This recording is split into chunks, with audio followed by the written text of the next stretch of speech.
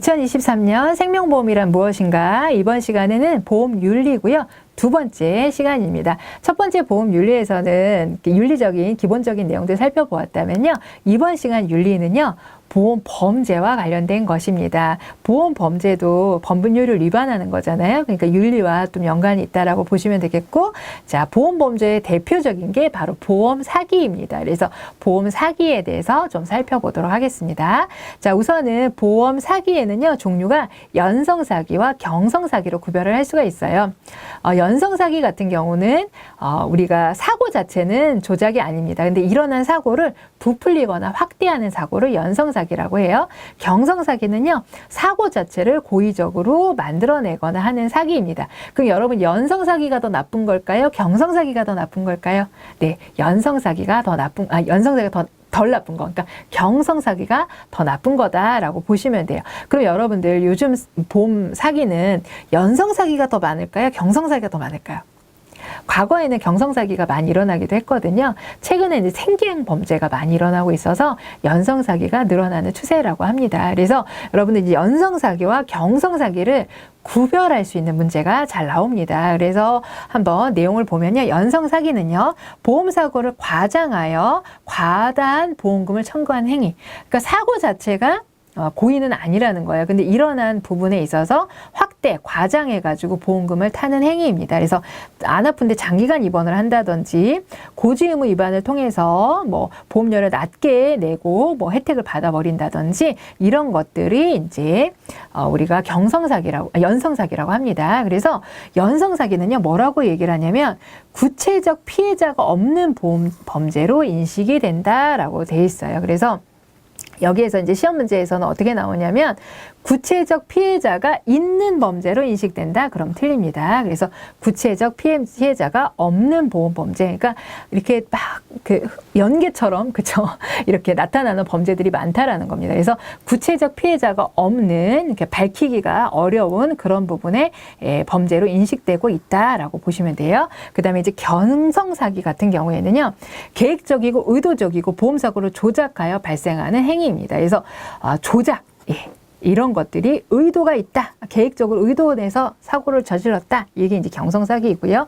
피해 보험자를 해치거나 사망, 위장행위 등으로 추가 피해자를 발생한다. 그러니까 정말 악의적인 거예요. 그래서 일부러 누군가를 죽게 해서 보험금 탈 목적으로 한다든지 사고 자체를 뭐 횡단보도에서 서로 막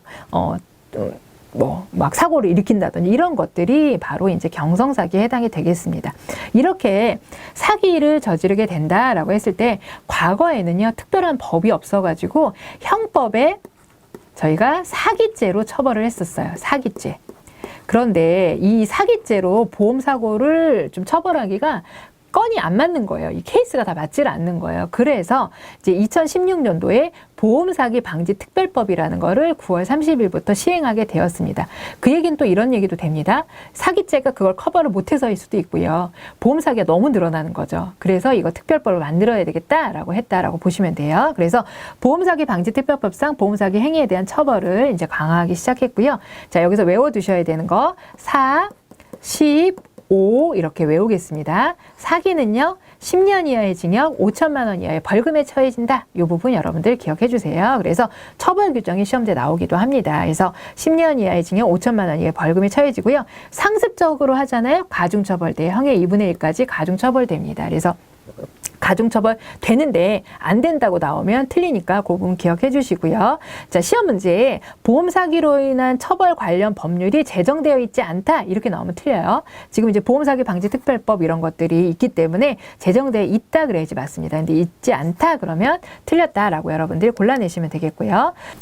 자, 다음으로는 보험 범죄 역사입니다. 이 부분 여러분 읽어보시기만 하면 돼요. 그래서 역사가 뭐 사실 이 범죄의 역사를 말한다는 게 좀 아이러니하긴 하죠. 그래서 어쨌든 1700년대부터 이런 어떤 외국이나 국내를 불문하고 이런 보험 범죄들이 발생되었다라는 부분 정도만 여러분들이 보시면 되겠습니다. 자, 이번에는 보험 범죄 유형인데 이 부분은 시험 문제에 좀 나올 수가 있습니다. 그래서 보시면은 우선은 사기적인 계약의 체결, 그다음에 보험 사고의 고의적 유발, 보험사고 위장 허위 사고, 보험금 과다 청구 이렇게 이제 4가지의 사례로 구별이 되는데 각각의 사례들이 나와 있죠. 그래서 요거를 좀 구분하실 수 있어야 합니다. 그래서 건강 상태 진단 사실 은폐, 그러니까 내가 아픈데 아프지 않다라고 하거나, 그다음에 대리로 진단받게 하거나, 그러니까 속일 목적으로 이렇게 하신 거죠. 그다음에 사망자를 피보험자로 해서 이미 돌아가신 분을 피보험자로 해서 가입을 한다거나, 사고 발생 후에 이미 사고 났는데 가입하신다거나, 사고 일자를 조작하신다거나, 이런 것들은 사기적인 행위, 사기적인 보험계약 체결 행위에 해당이 됩니다. 자, 두 번째 보시면 보험사고의 고의적 유발이에요. 살인, 방화, 자해 이런 것들이 고의사고이죠. 그래서 악의적 보험범죄에 해당이 되고요. 그 다음에 보험사고의 위장 및 허위사고 같은 경우는 사고 자체를 위장, 날조, 조작, 허위 진단서 등을 발급하는 게 허위사고입니다. 그 다음에 과다 청구는 어떨까요? 등급이나 이런 것들 상한 과잉 진료한다든지 이런 것들이 입원 서류를 조작한다든 게 과다 청구입니다. 그럼 이제 시험 문제는 어떻게 나오냐면 다음 중 보험 범죄 유형이 다른 하나는 이렇게 나올 수 있어요. 그러면 1번 건강상태 진단을 사실을 은폐했다. 2번 사망을 피보험자로 보험에 가입했다. 자, 3번 살인, 방화, 자해를 일으켰다. 이렇게 나왔다 그러면 예, 틀린 건 3번입니다. 3번은 이제 보험사의 고의적 유발에 해당이 되고요. 첫 번째, 두 번째 거는 사기적 보험 체결에 해당이 됩니다. 자, 그래서 각각의 어떤 것들에 해당이 되고 요건 요쪽이구나 이렇게 구별하실 수 있으면 되겠습니다. 자, 보험범죄와 구별되는 유형이라 그래서 도덕적 해이와 역선택이라는 게 나오는데요. 자, 도덕적 해이 같은 경우는요, 그러니까 가입한 이후에 일어날 확률이 높습니다. 보험 가입한 이후에 뭔가 도덕적으로 이제 일부러 어떤 사고나 이런 것들을 일으키는 행위, 좀 전에 봤던 이제 보험 범죄들하고도 연관이 있죠. 사기들, 행위들하고도. 그다음에 역선택은 뭐냐면 가입하기 전에 일어난 일이에요.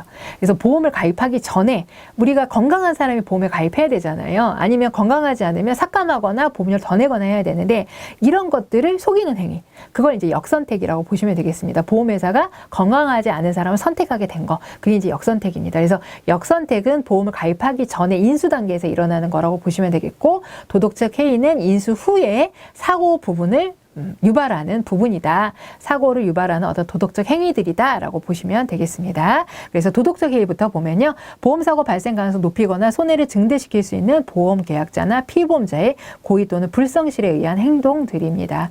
그래서 내적인 부분들, 내적 도덕적 해이는 보험계약자나 피보험자들이 하는 행위가 되어 있고요. 외적 도덕적 해이 같은 경우 의사나 병원, 예, 우리 뭐 정비업체 이런 데들이 일으키는 부분이라고 보시면 되겠고요.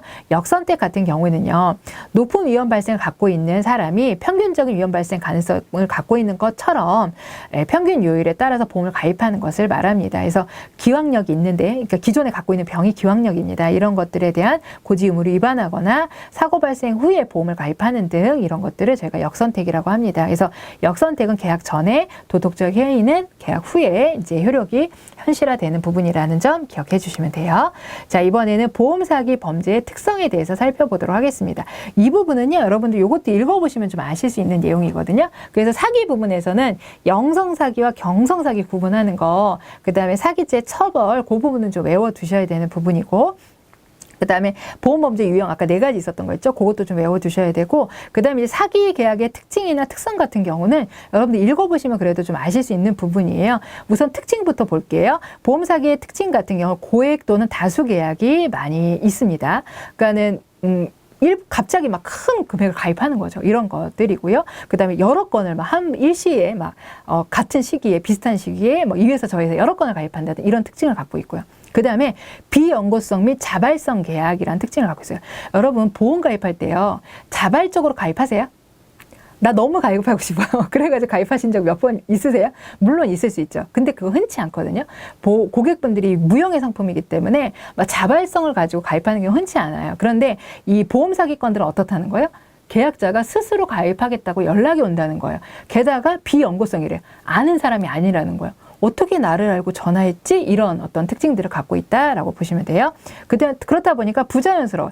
이 사람이 되게 경제적으로 어려운 사람인 것 같은데 막 큰 보험료를 낸다고 한다든지 이런 경우입니다. 그리고 보험 사기자들의 개인적인 속성들이 또 반영이 된다라는 겁니다. 뭐 어렵다든지 정상적인 생활을 한다든지 허용이 있다든지 도박을 했다든지 이런 것들이 이제 사기자들의 특징으로 찾아볼 수 있다라는 겁니다. 자, 이런 보험 사기자들이 일으킨 보험 범죄의 특성에는 어떤 것들이 있냐면 이 보험 범죄 때문에 다른 범죄까지도 이렇게 이루어져요. 그러니까 처음에는 보험 사기 시작했는데 막 퍼져나가는 거예요. 다른 범죄까지 막 연쇄적으로 퍼져나가는 거죠. 그 다음에 입증이 곤란합니다. 그러니까 이미 저지르고 한참 있다가 사고 접수를 하거나 이런 경우들이 많아요. 은폐를 다 해버리고. 그래서 이제 입증이 곤란한 경우가 많고요. 그 다음에 수법이 되게 다양화되고 지능화되고 있어요. 과거보다 훨씬 더 지능화됩니다. 최근에 보이스라는 영화도 있었잖아요. 그러니까 이런 것들이 아주 이렇게 지능화되는 것처럼 보험 범죄들도 그렇다라고 보시면 되고요. 보험 범죄의 간접성과 제의식 결여 이런 부분들도 선의성이 신의성실을 우리가 가지고 있어야 되는데 그렇지 않은 일부 고객들 때문에 이제 이런 문제들이 발생되고 있다. 그래서 이제 시험지에 나오는 부분을 보면요. 보험 범죄가 개인화되고 있다? 그럼 틀립니다. 이렇게 다양화되고 있고 조직화되고 있다? 이래야지 맞아요. 개인 단독 범죄 증가된다? 틀려요. 이게 같이 조직화돼서 일어나고 있고요. 보험 상품이 다양성이 증가하기 때문이다.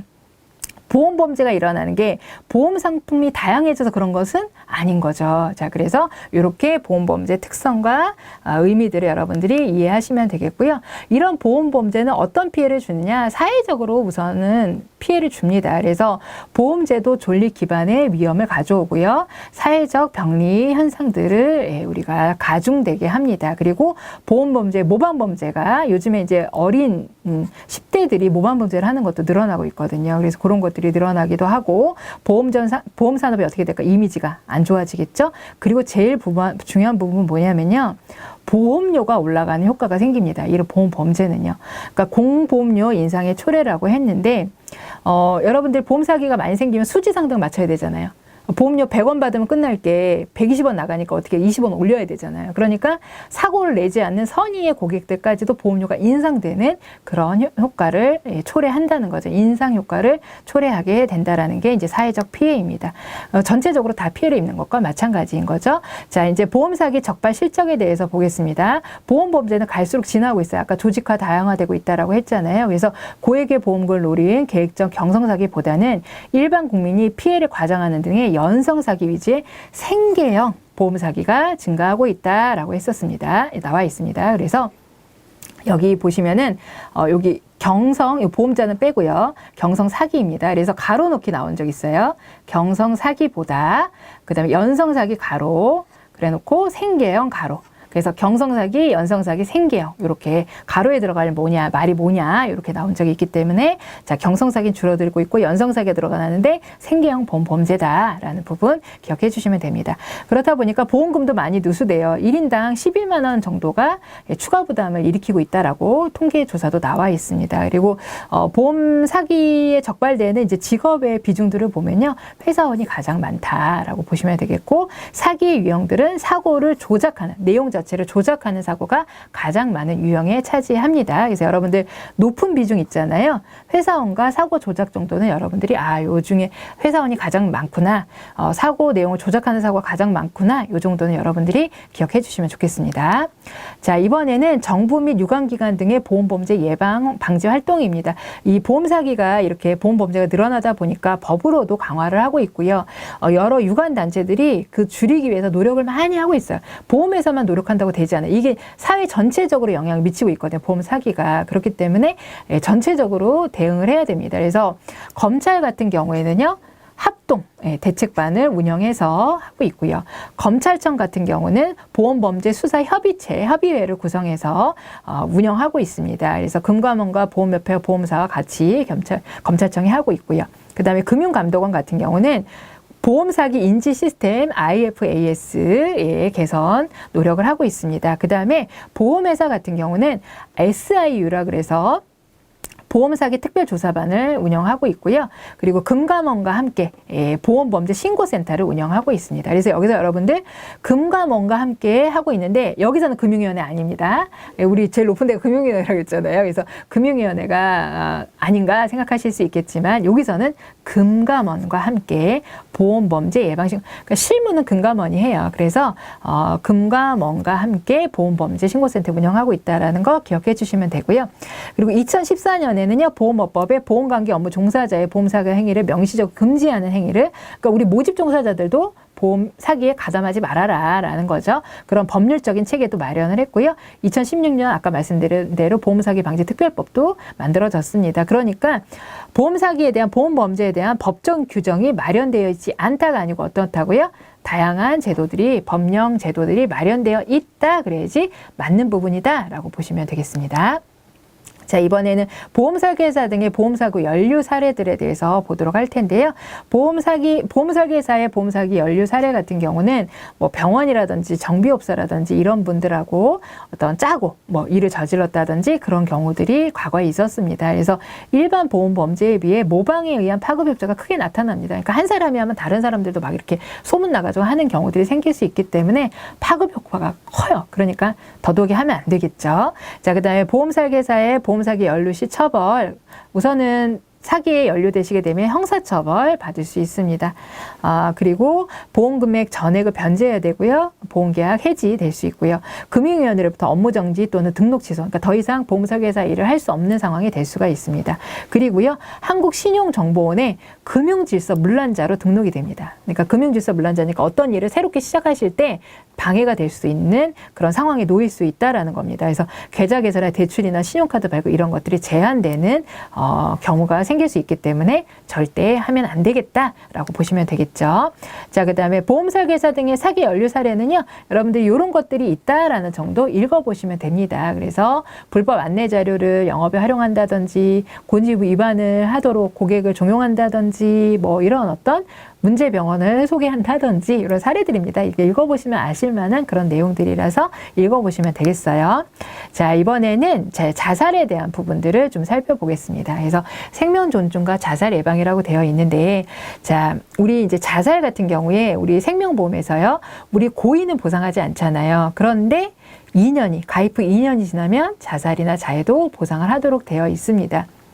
그렇지만 그것과 상관없이 여러분들 자살이라는 부분은요. 생명보험과 상관없이 우리의 생명을 지키는 아주 중요한 행위잖아요. 그래서 생명보험과 상관없이 우리에게 참 중요한 상황이다라고 이렇게 생각하고 들어주시면 좋을 것 같습니다. 그래서 자살의 현황 및 문제를 보면요. 우리나라 자살률이 상당히 높다라는 거 여러분들 잘 알고 계실 겁니다. 그래서 현재 2020년 한국의 자살률 인구 10만 명당 25명 7명꼴에 해당이 되고요. OECD 국가 중에서 아주 높은 순위에 속합니다. 그래서 남자가 여자보다 높은 자살률을 보이고 있고 연령대가 높을수록 자살률이 증가하고 있습니다. 아까 우리 첫 번째 시간에 노령화나 이런 부분들도 말씀을 드렸었는데 어쨌든 그런 부분에 연관이 있어서인지 자살률이 증가하고 있고 정신적인 문제라든지 경제생활의 문제라든지 육체적인 문제라든지 가정의 문제라든지 이런 것들을 이유로 자살 상당은 이제 아주 높은 상태이다라고 보시면 되겠는데 이런 자살은요 사회 경제적으로 문제를 발생을 시킵니다. 단순한 개인의 문제가 아니라는 겁니다. 그래서 국가적인 인력 손실이죠. 개인의 손해는요 사회의 손해고 국가의 손해입니다. 그래서 국가의 재난을 초래하는 부분이라고 보시면 되겠고요. 이 부분은 이제 금전으로 환산했을 때 약 연간 6.5조, 그러니까 6조 5천억 정도의 사회 경제적 비용을 초래한다라는 연구 결과도 있어요. 그래서 암이 14조인데 이 자살 같은 경우 이 정도라 그러면 상당히 큰 어떤 사회 경제적 문제를 야기하는 부분이다라고 보시면 되겠습니다. 그래서 이제 국가 차원이나 이런 생명보험사들은요 자살을 예방하기 위한 노력들을 열심히 하고 있습니다. 그래서 국가 차원에서는 한국형 자살 예방 교육 프로그램인 보고 듣고 말하기라는 프로그램을 교육하고 전파하고 있습니다. 그래서 국가 차원에서 한국생명존중희망재단, 과거에는 이제 중앙자살예방센터라고 불렸는데요. 이름이 바뀌었습니다. 그래서 이렇게 보고 듣고 말하기 제도를 개발을 해서 보급을 하고 있고요. 그러니까 그 어떤 자살의 징후들이 파악을 하고 그것들을 발견을 했다라 그러면 그걸 어떤 보고 듣고 말하기를 통해서 예방할 수 있는 그런 프로그램이 바로 자살 예방 프로그램입니다. 그래서 보시면은 자살 예방자의 사망 원인을 다각도로 분석하고 자살 요정 및 전문 인력 지원하는 역할을 수행하고요.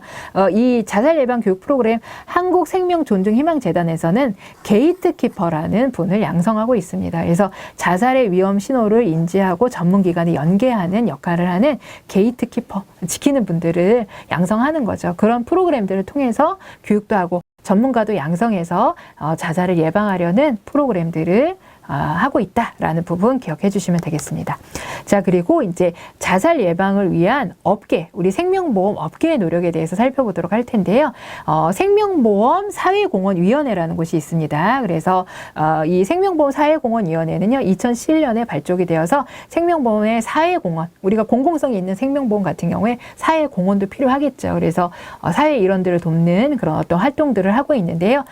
사회공헌 활동을 위해서 2007년도에 설치되었고, 이 생명보험 사회공헌위원회에서는 자살 예방 사업을 진행을 하고 있습니다. 그래서 이 생명보험 사회공헌 재단을 통해서 자살 예방 사업을 진행하고 있는데요. 어떤 것들을 이행하는지가 시험 문제 나올 수 있습니다. 총 4가지가 나와 있는데, 농약, 안전, 보관함, 보급. 우리가 이 농약으로 통해서 자살하는 경우도 많거든요. 왜 버려지잖아요. 논바닥 이런데 그런 거를 마시고 자살하는 경우도 있기 때문에 그런 걸 예방하기 위한 농약, 안전, 보관함, 보급, 그 다음에 SOS 생명의 전화 이런 것들도 운영하고 있습니다. 그래서 자살 충동을 느끼는 사람들에 대한 그런 예방을 할 수 있는 상담 이런 것들을 운영하는 부분이겠죠. 그래서 자살 위험군들을 지원하고 청소년 자살을 예방하는 그런 다양한 활동들을 사회공헌 활동들을 생명보험 사회공헌위원회에서 하고 있다라는 부분 여러분 기억해 주시면 돼요. 그래서 여러분 시험 문제 나온다 그러면 농약 안전 보관함이나 SOS 생명전화 같은 경우는